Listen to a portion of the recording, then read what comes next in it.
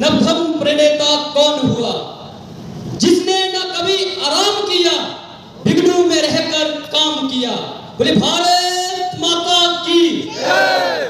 मंच पर विराजमान युवा मंच के सदस्यगण, हमारे सामने प्रदेश मंत्री, कार्यालय मंत्री, विभाग संगठन मंत्री और हमारे गुरुजन और मेरे समक्ष विराजमान जम्मू विभाग के कोने कोने से आई हुई युवा शक्ति, आपको वंदे मातरम।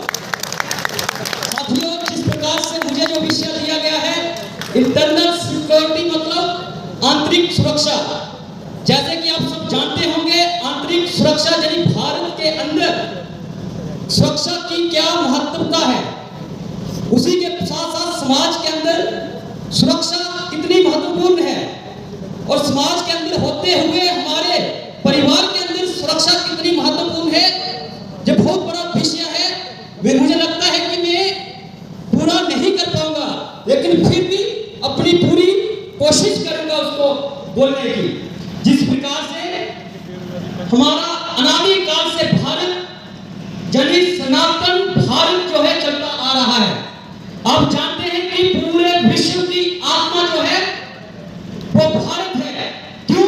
क्योंकि हमारा जो शरीर है वो एक जीता जाता शरीर दिखता है, लेकिन उसके अंदर जो आत्मा है वो अदृश्य है, लेकिन पूरा शरीर उसी के आधार पर है। उसी प्रकार से पूरा संसार यानी जो विश्व है उसकी आत्मा जो है वो भारत है। क्यों? क्योंकि पूरा विश्व सकारात्मक शक्ति के उसकी जो आत्मा है वो भारत है।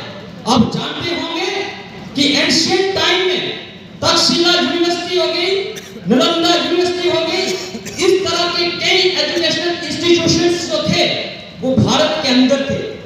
भारत ने हमेशा दूसरों को शिक्षा देने का काम किया है, रास्ता दिखाने का काम किया है।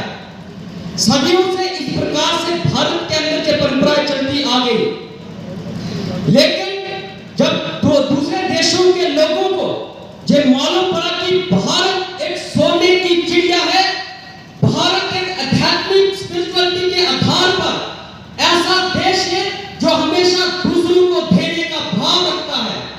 जब ये दूसरे लोगों को मालूम पड़ा, उन्होंने धीरे धीरे देश के ऊपर आक्रमण करने की कोशिश करने शुरू कर दी।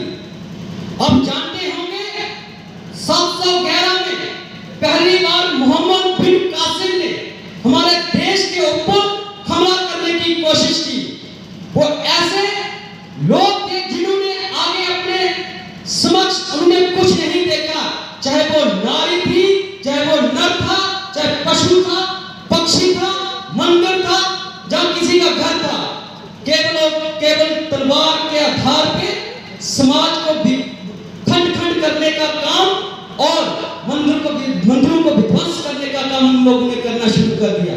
लेकिन आप लोग जानते होंगे हमारा देश खाली स्पिरिचुअलिटी के आधार पे नहीं था। हमारे देश के शूरवीर महावीर इस धरती पर हुए हैं, पराक्रमी योद्धे भी जहां पे हुए हैं। आप जानते होंगे कि एंशिएंट टाइम में जाए हम, चाहे वो अपने त्रेता युग की बात करें, सतयुग की बात करें, या द्वापर युग की बात करें, साक्षात भगवान श्री राम, साक्षात श्री कृष्ण, महात्मा बुद्ध जैसे महावीरों ने, महापुरुषों ने इस धरती पर जन्म लिया है। लेकिन उन्होंने भी जब दूसरे देश के ऊपर हमला किया, उस देश को खाली वहां की नकारात्मक शक्ति को खत्म करने का काम किया, न कि उस भूमि को जीतने का काम किया। उसी प्रकार से हमारे देश में वो जो राजा में अपने जहां के देश के जो राजा थे, उन्होंने हमेशा समाज के लिए, जनता के लिए भला करने का काम किया। लेकिन मैं कह रहा था कि बाहर से आक्रामक जब जहां पे आक्रमण करते थे, कारण क्या था? कुछ लोग जो भारत